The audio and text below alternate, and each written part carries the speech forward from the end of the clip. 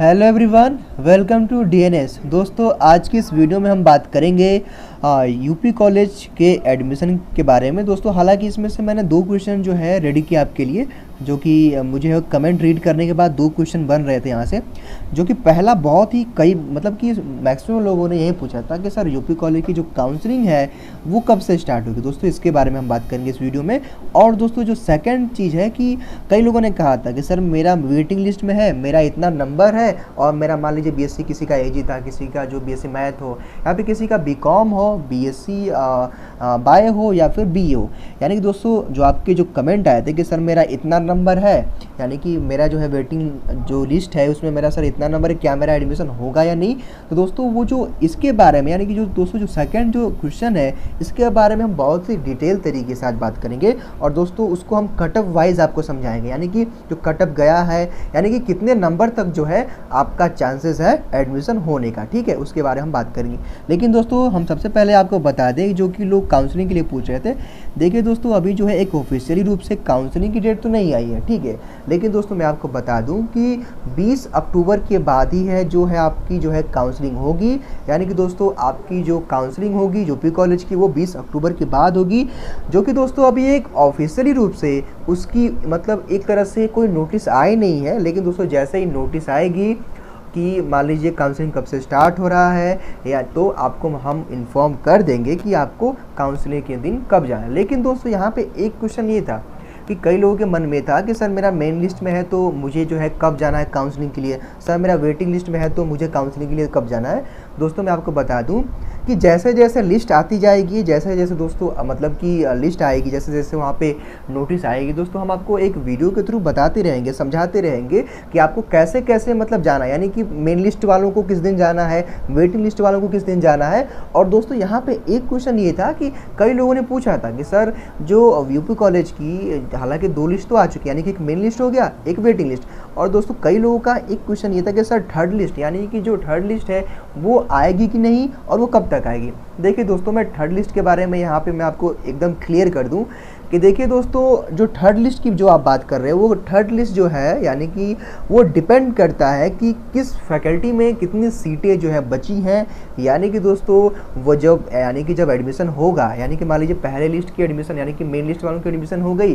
कुछ सीटें बच गई, तो फिर जो है वेटिंग लिस्ट का हो गया। और दोस्तों, जब वेटिंग लिस्ट में से जब नंबर मतलब कुछ सीटें फिर जो बच जाती हैं, मतलब 2 4 5 सीटें अगर बच जाती हैं, तो फिर से एक थर्ड लिस्ट एक निकलती है। लेकिन दोस्तों, मैंने बताया दिया वो डिपेंड करता है कि सीटें किसी फैकल्टी में सीटें बची हैं कि नहीं बची हैं, उसके अकॉर्डिंग थर्ड लिस्ट की बात आती है, तब जाकर के एक थर्ड लिस्ट जो है यूपी कॉलेज ऑफिशियली रूप से जारी करता है। लेकिन दोस्तों, थर्ड लिस्ट का हालांकि अभी कोई वो नहीं है, वो तो दोस्तों आएगा कब, यानी कि जैसे आपका काउंसलिंग पहले, जैसे मान लीजिए मेन लिस्ट का जो है काउंसलिंग हो गया, ठीक है, फिर वेटिंग लिस्ट वालों को बुलाने के बाद फिर वो थर्ड लिस्ट की बात आती है। ठीक है दोस्तों, ये तो रहे आपके जो डाउट्स थे थर्ड लिस्ट को, वो क्लियर हो गया। और काउंसलिंग का मैंने बताया दिया कि जो है काउंसलिंग आपका 20 अक्टूबर के बाद ही होगा, जो कि ऑफिशियली एक नोटिस नहीं आई है। जैसे एक ऑफिशियली नोटिस आएगी हम आपको बता देंगे। और दोस्तों, आपको हम ये भी बताएंगे कि मेन लिस्ट वालों को किस दिन जाना है, वेटिंग लिस्ट वालों को किस दिन जाना है, इसके बारे में दोस्तों हम आपको बताएंगे। अगर आप इस चैनल पर नए हो तो इस चैनल को सब्सक्राइब कर लीजिए, ताकि दोस्तों लगातार जो है आपको up to date UP college से मिलता रहे।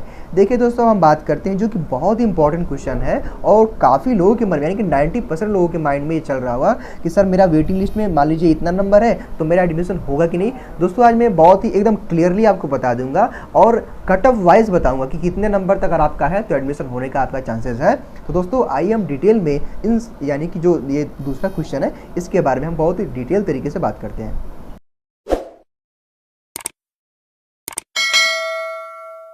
तो दोस्तों, सबसे पहले हम बात करते हैं बीए, यानी कि अगर आपने यूपी कॉलेज में बीए के लिए अप्लाई किया था तो आपका मतलब एटलीस्ट कितना स्कोर होना चाहिए कि आपको वहाँ पे एडमिशन मिल जाए। दोस्तों, मैं आप जो कि सभी को पता है कि जो है कटअप लिस्ट जारी हो चुकी है, आप सभी को पता है। लेकिन दोस्तों, मैं वो बात नहीं करूँगा, आज मैं वो बात करूँगा कि कितना एटलीस्ट आपका कितना नंबर स्कोर होना चाहिए कि आपको वहाँ पे एडमिशन मिलने का एक अच्छा चांसेस रहे, यानी कि 90%। ठीक है, देखिए दोस्तों, अगर आप मान लीजिए जनरल कैटेगरी से बिलोंग करते हो, अगर आपका 44 मार्क्स यानी कि 44 नंबर से अगर आपका अधिक नंबर आ रहा है तो आपका चांसेस है एडमिशन होने का, चाहे आप वेटिंग लिस्ट में किसी भी नंबर पे हो। दोस्तों, वहाँ पे चांस मिलता है, चांस होता है। ठीक है, अब दोस्तों यहाँ पे जो सेकंड चीज़ है कि जो EWS कैंडिडेट हैं दोस्तों, अभी मैं आपको बताऊंगा कि ये जो है चांस कैसे बनता है एडमिशन होने का, ठीक है। अभी मैं आपको थोड़ा सा आगे बताऊंगा। देखिए दोस्तों, अगर आप EWS कैंडिडेट है, अगर आपका 42 मार्क्स से अगर आपका अधिक है नंबर, ठीक है, तो आपका भी चांसेस है 90% एडमिशन होने का।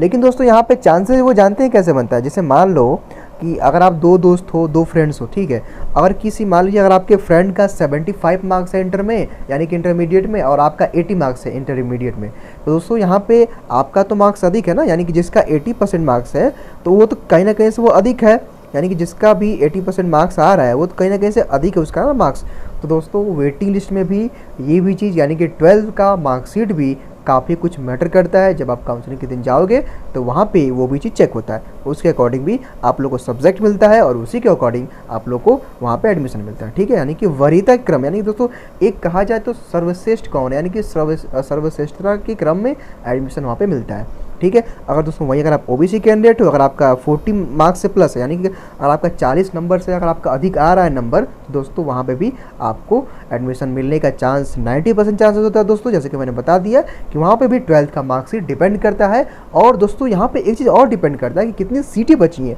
ठीक है दोस्तों, मतलब सीटें कितनी बची हैं वो भी डिपेंड करता है कि आपको एडमिशन मिलेगा कि नहीं। दोस्तों वो सीटें पे भी निर्भर काफ़ी कुछ करता है, ठीक है। अब हम बात करते हैं कि अगर आप SC या ST कैंडिडेट हो, ठीक है दोस्तों, अगर आप मान लीजिए SC हो तो आपका अगर 35 नंबर से अधिक है, और दोस्तों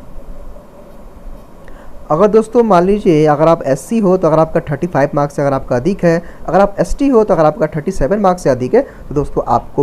आपका भी जो है चांसेस है यूपी कॉलेज में BA में एडमिशन पाने का। दोस्तों आपका भी एक अच्छा चांस है, आपको भी वहाँ पे एडमिशन मिल जाएगा। लेकिन दोस्तों मैंने बता ही दिया कि वो डिपेंड करता है कि सीटें कितनी बची हैं और आपका 12th का जो मार्कशीट है, 12th में जो आपका नंबर है वो कितना है, ठीक है। वो दोस्तों काफ़ी वो सारी चीज़ें डिपेंड करती है और उसी के अकॉर्डिंग आपको सब्जेक्ट भी वहाँ पर मिलता है काउंसलिंग के दिन। दोस्तों मैं आपको फिर से बता दूं कि मैं दोस्तों जो आज मैंने जो बताया है BA के लिए, दोस्तों आप सब जानते हैं कटअप, सब जानते हैं कितना कटअप गया। लेकिन दोस्तों मेरे कहने का मतलब यहाँ पे एक चीज़ ये है कि जो आप लोग पूछ रहे थे बार बार कि सर एक हमें एग्जैक्ट बताइए कि मेरा कितना नंबर रहेगा तो मेरे को एडमिशन मिलेगा। दोस्तों मैं आप ही के बारे में बात कर रहा हूँ, यानी कि आपको ही मैं बताने का प्रयास कर रहा हूँ कि आपका इतना जो मैंने बताया आपको मार्क्स, यानी कि इतना मार्क्स कैटेगरी वाइज अगर आपका है तो आपका चांसेस 90% है यूपी कॉलेज में एडमिशन होने का, ठीक है दोस्तों। अब हम बात करते हैं BCom की।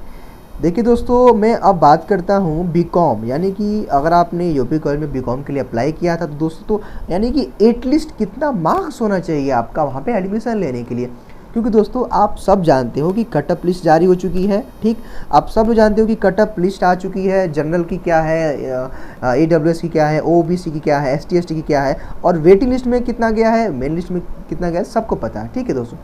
लेकिन दोस्तों यहाँ पे मैं आज बात करूँगा जो कि आप लोग कई लोगों ने कहा था कि सर आप हमें ये बताइए कि मेरा एटलीस्ट यानी कि मेरा कम से कम कितना नंबर होना चाहिए जिससे मेरा जो है चांसेस रहे एडमिशन होने का। तो दोस्तों मैं वहीं बात करूँ, क्योंकि कई लोगों ने कमेंट करके भी पूछा था, कई लोगों ने व्हाट्सअप पे, हमारे DNS व्हाट्सअप पे भी कई लोगों ने SMS के थ्रू, कॉल्स के थ्रू पूछा था कि सर मेरा एटलीस्ट कितना नंबर होना चाहिए कि जिससे मेरा चांस रहे एडमिशन होने का। देखिए दोस्तों मैं कैटेगरी वाइज बता रहा हूँ। जैसे मान लीजिए अगर आप जनरल कैंडिडेट हो, ठीक है, जनरल हो, अगर आपका 83 प्लस मार्क्स है BCom में, 83 प्लस मार्क्स दोस्तों अगर आपका है तो दोस्तों वहाँ पे यानी कि यूपी कॉलेज में आपका 90% चांसेस है एडमिशन होने का। क्योंकि दोस्तों ये जो रिकॉर्ड है ये 80 यानी कि पिछले साल 80 नंबर तक दोस्तों जिनका 80 मार्क्स आया था जनरल कैटेगरी में वो थे, उनका एडमिशन हो गया था। दोस्तों मैं आपको फिर से बता दूं कि वेटिंग लिस्ट में भी कम से कम दोस्तों 50% लोगों का एडमिशन यहाँ पे हो जाता है। और दोस्तों वो कैसे होता है मैं अभी आपको बताऊँगा कि वो एक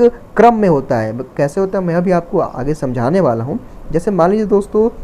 यहाँ पे एक मैं आपको एग्जाम्पल के थ्रू बता दूँ। मान लीजिए दोस्तों यहाँ पे आप ध्यान से समझिए, मान लीजिए अगर आप दो दोस्त हैं, अगर आपका जो यानी कि आपका अगर 12th में 80% है, ठीक है, अगर आपका 12th में 80% है और अगर आपके दोस्त का 75% है, ठीक है, तो दोस्तों नंबर तो जिनका 80% है, नंबर तो यानी कि 12th में बता रहा हूँ मैं, 12th के मार्कशीट से मान लीजिए अगर आपका 80% है और किसी का 75, तो जाहिर सी बात है 80% वालों का नंबर ज़्यादा है तो उन्हीं को वेटिंग लिस्ट में उन्हीं को यहाँ पे एडमिशन मिलता है। यानी कि दोस्तों यहाँ पे डिपेंड करता है आपका यानी कि आपका जो है क्या बोलते हैं कि मार्कशीट, यानी कि 12th का मार्कशीट, यानी कि आपका जो 12th में नंबर रहा था, परफॉर्मेंस रहा था, उस वो भी दोस्तों डिपेंड करता है। यानी कि जब आपको सब्जेक्ट मिलता है काउंसलिंग में, वो भी दोस्तों आपके 12th पे डिपेंड करता है। ये दोस्तों मैं बात कर रहा हूँ वेटिंग लिस्ट वालों की, ठीक है, मैं मेन लिस्ट की बात नहीं कर रहा हूँ। देखिए जो मेन लिस्ट में है उनका तो भाई वो चाहे जो सब्जेक्ट भी ले सकते हैं, और जो वो लोग उनका एडमिशन भी हो जाता है, उनको कोई दिक्कत नहीं होता। लेकिन दोस्तों ये जो कंडीशन मैं बता रहा हूँ, ये कंडीशन उन्हीं पर अप्लाई होते हैं, यानी कि उन्हीं पर लागू होते हैं जो वेटिंग लिस्ट में है, उन्हीं पे दोस्तों ये सब कंडीशन होते हैं। देखिए अब जैसे दोस्तों ये अगर मान लीजिए अगर आप EWS कैंडिडेट हो, मान लीजिए अगर आप EWS कैंडिडेट हो, ठीक है, अगर आपने इस EWS का सर्टिफिकेट लगाया हुआ था जो है फॉर्म अप्लाई करते समय, तो कम से कम एटलीस्ट आपका 80 नंबर 80 मार्क्स होना चाहिए। अगर आपका 80 मार्क्स तक है तो आपका एडमिशन होने का 90% चांसेस है कि यूपी कॉलेज में आपका एडमिशन हो जाएगा। दोस्तों मैंने बता दिया कि वो 12th का मार्कशीट भी है, काफ़ी सारा मैटर करता है कि किसका कितना नंबर है, किसका कितना परसेंटेज है, उसके यानी कि दोस्तों एक वरीयता के क्रम में सबको वहाँ पर एडमिशन मिलता है। ठीक है, मान लीजिए दोस्तों हम बात करते हैं OBC, यानी कि दोस्तों अगर आप OBC कैंडिडेट हो, अगर आपका 75 प्लस, यानी कि दोस्तों 75 प्लस अगर आपका मार्क्स है BCom में, तो आपका चांसेस है। और दोस्तों वो चांस कैसे बनता है मैंने बता दिया कि वो दोस्तों मैटर करता है कि आपका जो इंटरमीडिएट में कितना परसेंटेज रहा था, यानी कि इंटर में आपका कितना नंबर आया था, उसके हिसाब से भी दोस्तों यहाँ पे मैटर करता है कि मान लीजिए किसका कितना नंबर है, उसके हिसाब से दोस्तों यानी कि एक सर्वश्रेष्ठता के यहाँ पे आधार पे एक क्रम में सबको एडमिशन मिलता है। वेटिंग लिस्ट वालों की मैं बात कर रहा हूँ, ठीक है। वहीं दोस्तों अगर मान लीजिए अगर आप SC और ST कैंडिडेट हो, मान लीजिए अगर आप SC हो, अगर आपका नंबर 31 है, अगर आप ST हो, अगर आपका 52 नंबर तक है, तो दोस्तों आपको भी वहाँ पे एडमिशन मिलने का चांसेस है 90%। और दोस्तों वो डिपेंड करता है कि यानी कि जो भी वेटिंग लिस्ट में आपकी कैटेगरी में है, उनमें से किसका जो है 12th में परसेंटेज अच्छा है, यानी कि किनका जो है 12th में मार्क्स अच्छा है। यानी कि दोस्तों मैं ऑल ओवर ये BCom की अगर बात करूँ दोस्तों, तो वेटिंग लिस्ट में उनका ही होता है जिनका 12th में एक अच्छा परसेंटेज है और एक अच्छा नंबर है। यानी कि दोस्तों अगर आप सभी में से अगर अच्छा नंबर जिनका होता है, उनको एक सर्वश्रेष्ठता क्रम में वरीयता दी जाती है, यानी कि उनको एक क्रम में उनको जो है एडमिशन यहाँ पे मिलता है। वेटिंग लिस्ट की वाले की दोस्तों मैं बात कर रहा हूँ, यानी कि ये वेटिंग लिस्ट वालों की बात है। मेन लिस्ट में जिसका है उनको तो आराम से एडमिशन मिल जाएगा, उनको सब्जेक्ट भी आसानी से मिल जाता है। हालांकि दोस्तों मैंने बता दिया कि यहाँ पे जो है 12th का आपका जो है मेरिट होता है, यानी कि 12th में आपने कितना मार्क्स गेन किया है वो भी डिपेंड करता है BCom में, ठीक है। अब हम बात करते हैं BSc बायोलॉजी की। देखिए दोस्तों अगर आप BSc बायोलॉजी के लिए अगर आपने अप्लाई किया था यूपी कॉलेज में, ठीक है, और दोस्तों वहाँ पे आपका यानी कि दोस्तों मैं फिर से बता दूं कि यहाँ पे मैं बात करूँगा क्योंकि आप सभी को पता है कट ऑफ जारी हो चुकी है, सभी को पता है आपको, ठीक है। लेकिन दोस्तों मैं बात कर रहा हूँ कि एटलीस्ट कितना आपका मार्क्स होना चाहिए जिससे आप एक उम्मीद कर सके, मतलब एक डिज़र्व, मतलब एक कहने का मतलब दोस्तों ये है कि जैसे लोग बोलते हैं, जैसे कि आप लोगों में से कई लोगों ने कमेंट किया था कि सर मेरा इतना एटलीस्ट मेरा कितना मार्क्स होना चाहिए जिससे मुझे एडमिशन मिल जाए। यानी कि दोस्तों एक सेटिस्फैक्शन के लिए जो आप बात कर रहे थे, जो आप लोग काफ़ी लोगों ने कमेंट करके, काफ़ी लोगों ने कॉल्स के थ्रू, काफ़ी लोगों ने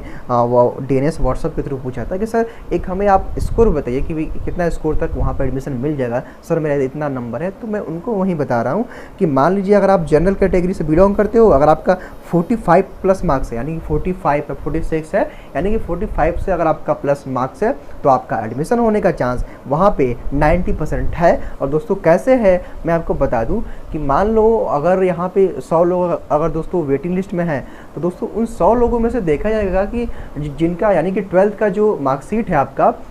यानी कि कितना नंबर है आपका, ठीक है, क्योंकि दोस्तों 12th के मार्क्स के अनुसार, यानी कि 12th के परसेंटेज के हिसाब से भी आप लोग को वहाँ पे सब्जेक्ट मिलता है, यानी कि सब्जेक्ट प्रेफर किया जाता है आप लोगों को, और काफ़ी सारा यही सब होता है। अब दोस्तों हम बात करते हैं कि मान लीजिए अगर आप जनरल हो, अगर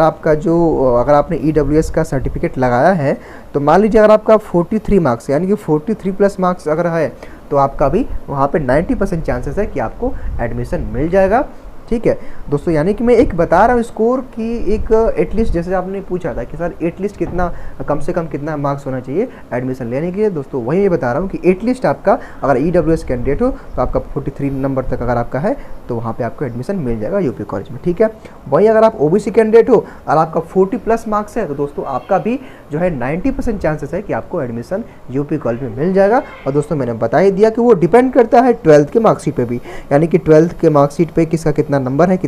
किसका जो है परसेंटेज अच्छा है, मेरिट के आधार पे भी वहाँ पे नंबर यानी कि जो है आपका एडमिशन मिलता है, जो कि आप वेटिंग लिस्ट में जब काउंसलिंग के दिन जाओगे तो सारी चीज़ें दोस्तों वहाँ पे आपको समझ में आ जाएगी और सारी चीज़ें आपको बताई भी जाएंगी। अब दोस्तों मान लीजिए अगर आप एससी कैंडिडेट हो तो आपका 30 + 2 मार्क्स है, अगर आप एसटी कैंडिडेट हो अगर आपका 35+ मार्क्स है तो आपको एडमिशन यानी कि दोस्तों एडमिशन मिलने का आपका चांसेस है। दोस्तों मैं आपको यहाँ पे फिर से बता दूँ कि यहाँ पे सबको कट ऑफ लिस्ट सबको पता है कि वेटिंग लिस्ट क्या है, कट ऑफ लिस्ट क्या है, लेकिन दोस्तों मैं बता रहा हूँ कि एट लिस्ट कितना नंबर आपका होना चाहिए कि आपको वहाँ पर एडमिशन मिले। क्योंकि दोस्तों मैं ये बात कर रहा हूँ कि जो दोस्तों क्योंकि मैं ये जो बात कर रहा हूँ, ये जो 3-4 सालों का जो रिकॉर्ड रहा है कि कितने नंबर तक सबका एडमिशन हुआ है दोस्तों, वो मैं बात कर रहा हूँ कि यानी कि एट लिस्ट आपका इतने यानी कि इतने मार्क्स और कैटेगरी वाइज आपका होना चाहिए, तब जाकर के एक आप उम्मीद कर सकते हो कि आपका वहाँ पे एडमिशन हो जाएगा। ठीक है दोस्तों, तो मेरे हिसाब से आपको सारी बातें जो है समझ में आ गई होंगी। अब हम बात करते हैं बीएससी मैथ।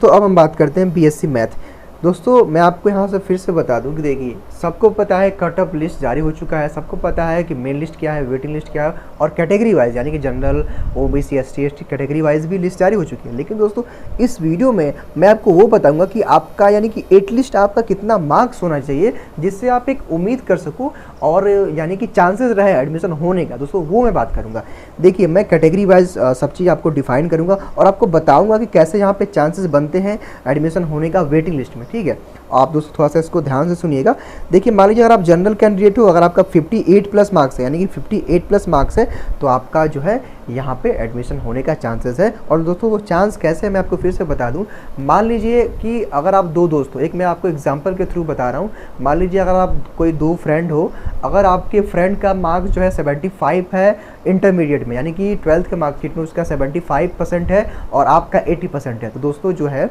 आपका जो है 80% है यानी कि आप तो आपका जो मार्क्स है आपके 2 से अधिक है, तो आपको जो है वेटिंग लिस्ट में पहले रखा जाएगा यानी कि आपको जो है वहाँ पे एडमिशन होने का आपका जो चांसेस रहेगा ज़्यादा रहेगा। दोस्तों आप मेरे हिसाब से समझ गए हुए। मेरे कहने का मतलब ये है कि दोस्तों यहाँ पे भी सर्वश्रेष्ठता का मतलब होता है कि आप में से यानी कि 100 लोग अगर मान लीजिए वेटिंग लिस्ट में हैं तो उनमें से दोस्तों देखा जाता है कि किनका जो है 12th का परसेंटेज अच्छा है, ताकि दोस्तों क्योंकि जब मान लीजिए जब वेटिंग लिस्ट जब है तो दोस्तों क्योंकि अभी 12th के मार्कशीट के यानी कि 12th के नंबर के अकॉर्डिंग यहाँ पे आप सबको सब्जेक्ट भी प्रीफर होता है यानी कि सब्जेक्ट भी आप लोगों को दिया जाता है। मान लीजिए अगर आप 12th में पास आउट हो, अगर आपका मैथ अच्छा है, मैथ में अगर आपका अच्छा नंबर है तो आपको मैथमेटिक्स मिल जाता है। ठीक है, हालांकि दोस्तों एक वीडियो आने वाली है आप लोगों के लिए कि आप क्या क्या वहाँ पे सब्जेक्ट पढ़ने को मिलता है। एक वीडियो 1 से 2 दिनों में आप लोगों के लिए आएगी, वहाँ से आप जान सकते हो कि आपको क्या क्या सब्जेक्ट मिलता है यूपी कॉलेज में पढ़ने के लिए। EWS अगर आपने लगाया है फॉर्म अप्लाई करते समय तो मान लीजिए अगर आपका एट लिस्ट अगर आपका 56 मार्क्स है यानी कि जो दोस्तों मैं फिर से बता दूँ कि यहाँ पर मैं कट ऑफ लिस्ट की बात नहीं कर रहा हूँ दोस्तों, यहाँ पर मैं बात ये कर रहा हूँ कि आपका एट लिस्ट कितना मार्क्स होना चाहिए जिससे आपको एडमिशन मिलने का एक आपका जो है एक कहा जाए तो एक उम्मीद बनी रहे। दोस्तों उम्मीद का मतलब दोस्तों यहाँ पे कि 90% चांसेस है, क्योंकि दोस्तों ये जो मैं रिकॉर्ड बता रहा हूँ 4-5 सालों में इतना नंबर तक सबका हो गया, इसलिए मैं बात कर रहा हूँ। ठीक है, मान लीजिए अगर आप EWS कैंडिडेट हो, अगर आपका 56+ मार्क्स है तो आपका एडमिशन होने का चांसेस 90% है। आप अपना काउंसलिंग डॉक्यूमेंट रेडी रखिए। अब हम बात करते हैं कि दोस्तों अगर आप OBC कैंडिडेट हो, दोस्तों आपका 53 मार्क्स अगर प्लस है तो आपका यहाँ पे एडमिशन होना बहुत ही पॉसिबल है, मुमकिन है। 90% चांसेस है कि आपका यहाँ पे मैथ में 53 नंबर तक एडमिशन हो जाएगा। लेकिन दोस्तों यहाँ पे एक चीज़ देखिए मैटर करता है, मैंने फिर से बता दूँ आपको एक बार कि दोस्तों मैटर वो करता है कि मान लीजिए सीटें कितनी बची हैं और एक मतलब आपका 12th में परसेंटेज कितना है, आपके सामने वाले कितने परसेंटेज है। मैंने दोस्तों मैं आपको फिर से बता दूँ एक बार कि यहाँ पे 12th का मार्कशीट भी वेटिंग लिस्ट वालों के लिए डिपेंड करता है, यानी कि काफ़ी कुछ मैटर करता है 12th का मार्कशीट भी, वो भी वेटिंग लिस्ट वालों के लिए। ठीक है, अगर आप OBC कैंडिडेट हो तो आपका 53+ मार्क्स है तो आपका एडमिशन होने का चांस यहाँ पे 90% है। ठीक है, अब हम बात करते हैं कि अगर आप SC ST कैंडिडेट हो तो आपका कितना एटलीस्ट मार्क्स होना चाहिए। देखिए दोस्तों जो कि आप बात करते हैं कि सर मेरा एक मतलब कि एटलीस्ट कितना मार्क्स कम से कम होना चाहिए जिससे मुझे एडमिशन मिले। तो मान लीजिए अगर आप SC कैंडिडेट हो, अगर आपका 35 है, अगर आप ST हो, अगर आपका 40 मार्क्स है तो यानी कि 40+ मार्क्स है, 35+ मार्क्स है तो आपका जो है एडमिशन होने का चांस दोस्तों 90% है। और दोस्तों वो जो है आपका 12th के मार्कशीट पे भी डिपेंड करता है, वो भी एक वरीयता क्रम में, श्रेष्ठता के क्रम में एडमिशन वहाँ पे मिलता है। दोस्तों यहाँ पे मैं आपको फिर से बता दूँ कि दोस्तों जो भी मैंने ये बताया है BSc मैथ के लिए, वेटिंग लिस्ट वालों के लिए, दोस्तों मैंने ये बताया है कि एटलीस्ट कितना नंबर होना चाहिए कि आपको एडमिशन मिल जाए BSc मैथ में। वो दोस्तों वो भी मैंने कैटेगरी वाइज आपको डिफाइन करके बता दिया है। ठीक है, अब दोस्तों हम बात करते हैं BSc एग्रीकल्चर की। दोस्तों मान लीजिए अगर आप बीएससी एग्रीकल्चर का आपने एग्ज़ाम दिया है यूपी कॉलेज में, दोस्तों मैं बीएससी एग्रीकल्चर वालों के लिए यहाँ पे एक चीज़ बता दूँ कि दोस्तों इस बार जो कटअप लिस्ट आई है बहुत ही पहली बार ऐसा है कि इतनी हाई जो है लिस्ट, यानी कि इतनी हाई मेड मतलब कि जो जारी हुई है दोस्तों। अभी तक यूपी कॉलेज का जो रिकॉर्ड रहा है दोस्तों वो 75 ही रहा है जनरल के वेटिंग लिस्ट, लेकिन दोस्तों अभी तो ये सारा जो है रिकॉर्ड ब्रेक हो चुका है इस साल, और कभी ऐसा नहीं था। हालांकि अभी तक इतना मतलब जो है इतना क्या बोलते हैं कि कटअप नहीं गया था, यानी कि इतना कटअप आज तक नहीं गया था, लेकिन दोस्तों इस बार तो काफ़ी सारे रिकॉर्ड ब्रेक हो चुके हैं। जो कि अगर कटअप लिस्ट की बात किया जाए कि दोस्तों वो भी बीएससी एजी की ही मैं बात कर रहा हूँ। सारे जो फैकल्टीज़ हैं उनकी बात अलग है, लेकिन बीएससी एजी में इस बार बहुत ही ज़्यादा कटअप हाई गया है। लेकिन दोस्तों जो आप लोग कहते हैं कि सर मुझे आप एक एटलीस्ट एक आप अनुमान बताओ कि मेरा कितना मार्क्स होना चाहिए कि जिससे हमें एडमिशन मिल जाए। दोस्तों आज मैं एक क्लियरली आपको बता दूंगा कि आपका एक एटलीस्ट कितना होना चाहिए जिससे आप एक उम्मीद रख सको, एक आस रख सको कि आपको यहाँ पे एडमिशन मिल जाए। देखिए दोस्तों मैं कैटेगरी वाइज बता दूँ। मान लीजिए अगर आप जनरल कैंडिडेट हो, अगर आपका स्कोर है, अगर आपका स्कोर 80 है, यानी कि 80 नंबर तक अगर आपका मार्क्स आ रहा है, तो आपका जो है चांसेस है, यानी कि 90% चांसेस है कि आपको वहाँ पे एडमिशन मिल जाएगा। दोस्तों यहाँ पे मैं आपको फिर से बता दूँ कि आप सभी को पता है कटअप लिस्ट जारी हो चुकी है, सभी को पता है वेटिंग लिस्ट, लेकिन दोस्तों जो आप बार बार कमेंट करके पूछ रहे थे कि सर आप एक ये बताइए कि हमें मेरा इतना नंबर है तो मुझे एडमिशन मिल पाएगा कि नहीं। दोस्तों उसकी मैं बात कर रहा हूँ, यानी कि मैं एक एटलीस्ट बता रहा हूँ कि कम से कम आपका इतना नंबर तो होना ही चाहिए जिससे आपको यूपी कॉलेज में बीएससी एग्रीकल्चर में एडमिशन मिल जाए। यानी कि दोस्तों अगर आपका 80 मार्क्स आ रहा है यानी कि जनरल कैटेगरी में, तो आपका वहाँ पर एडमिशन होने का चांस अच्छा है, आपका एडमिशन हो सकता है। वहीं दोस्तों अगर हम बात करें, अगर आप ईडब्ल्यूएस कैंडिडेट हो, मान लीजिए अगर आप ईडब्ल्यूएस अगर आपने सर्टिफिकेट लगाया है, अगर आपका 78 मार्क्स तक है, 78 मार्क्स तक अगर आपका आ रहा है, तो आपका भी 90% चांसेस एडमिशन होने का है। और दोस्तों मैं बता दूं चांसेस ये, जैसे मान लीजिए मैं आपको एक एग्जांपल के थ्रू बता दूं ये चांसेस कैसे बढ़ता है। मान लीजिए कि अगर आप दो दोस्त हो, दो फ्रेंड हो, अगर आपका मार्क्स मान लीजिए 80 है और अगर आपके दोस्त का जो मार्क्स है 12th की बात, यानी कि दोस्तों 12th के मार्कशीट में अगर आपका 80% मार्क्स है और आपके दोस्त का 12th के मार्कशीट में 75% है दोस्तों, तो जो 80% वालों का ज़्यादा है, यानी कि आपका नंबर ज़्यादा है ना। तो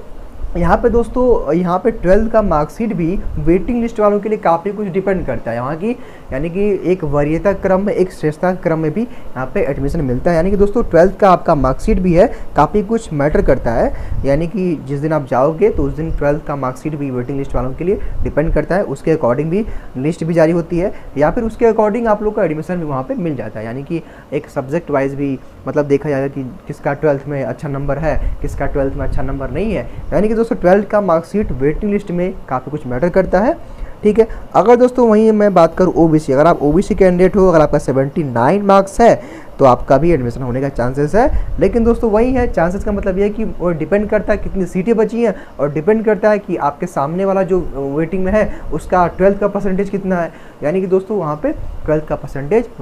सीट और मतलब यही सब 2-3 चीज़ें वहाँ पे मैटर करती हैं, उसके हिसाब से भी यानी कि वरीयता के आधार पर यहाँ पे जो है एडमिशन मिलता है, ठीक है। वहीं दोस्तों मान लीजिए अगर आप SC/ST है, यानी कि SC में अगर आपका 40 मार्क्स है और ST में अगर आपका 38 मार्क्स है, तो भी आपको एडमिशन मिलने का यहाँ पे चांसेस रहता है। लेकिन दोस्तों वो वही है कि वो डिपेंड करता है कि आपका 12th में परसेंटेज कितना है, आपके सामने वाला जो कॉम्पिटिटर है वेटिंग लिस्ट में उसका कितना परसेंटेज है 12th में, वो भी दोस्तों काफ़ी कुछ मैटर करता है। यानी कि दोस्तों ऑल ओवर एक, जैसा कि आप लोग पूछ रहे थे कि सर एटलीस्ट कितना मार्क्स मेरा होना चाहिए, दोस्तों मैंने आपको जो भी ये बताया है एटलीस्ट आपका ये कैटेगरी वाइज आपका एटलीस्ट इतना मार्क्स होना चाहिए, तब जाकर एक आप एक उम्मीद रख सकते हो कि आप मेरा एडमिशन, यानी कि दोस्तों एक उम्मीद का मतलब ये है कि यहाँ पे 90% चांसेस होता है एडमिशन मिलने का। और दोस्तों यहाँ पे मैं आपको फिर से बता दूँ कि यहाँ पे दोस्तों वेटिंग लिस्ट वालों में से 50% लोगों को एडमिशन मिल जाता है, क्योंकि दोस्तों मेन लिस्ट में से जो है काफ़ी लोग एडमिशन नहीं लेते हैं। हालांकि दोस्तों इस बार तो जैसे BHU का निकल गया है तो काफ़ी लोग वहाँ पर एडमिशन ले लेते हैं और कुछ लोग यहाँ पर सीटें छोड़ देते हैं, तो वहाँ पर मिल जाता है। हालाँकि दोस्तों मान लीजिए एक आध दो यूनिवर्सिटीज़ और हैं, अगर उन लोग का एडमिशन इससे पहले हो जाता है तो वहाँ पे कुछ लोग एडमिशन ले लेते हैं, तो उनको भी यानी कि वो भी यहाँ पर एडमिशन नहीं ले पाते। दोस्तों ऐसे करके जो सीटें हैं वो मतलब कि रह जाती हैं, बाकी रहती हैं, मतलब कि भर्ती नहीं है सीटें, तो उन्हीं को सीटों को फुल करने के लिए यहाँ पे 2-3 बार लिस्ट निकाल करके सबका एडमिशन हो जाता है। लेकिन दोस्तों इस बार तो सबसे पहले यूपी कॉलेज ने ही रिजल्ट निकाल दिया है, तो इस बार दोस्तों वही डिपेंड करेगा कि सीटें कितनी बची हैं उसके अकॉर्डिंग। और मान लीजिए 12th का मार्कशीट मैंने बता दिया, यानी कि दोस्तों वही 2-3 चीज़ें मैटर करती हैं हैं उसके हिसाब से भी यहाँ पे एडमिशन मिलते हैं। तो दोस्तों ये तो रहा आज का वीडियो, और मैंने आपको सब चीज़ बता दिया है कि दोस्तों एटलीस्ट आपका इतना मार्क्स होना चाहिए, तब जाकर के आप एक उम्मीद रख सकते हो कि मेरा एडमिशन हो जाएगा। ठीक है।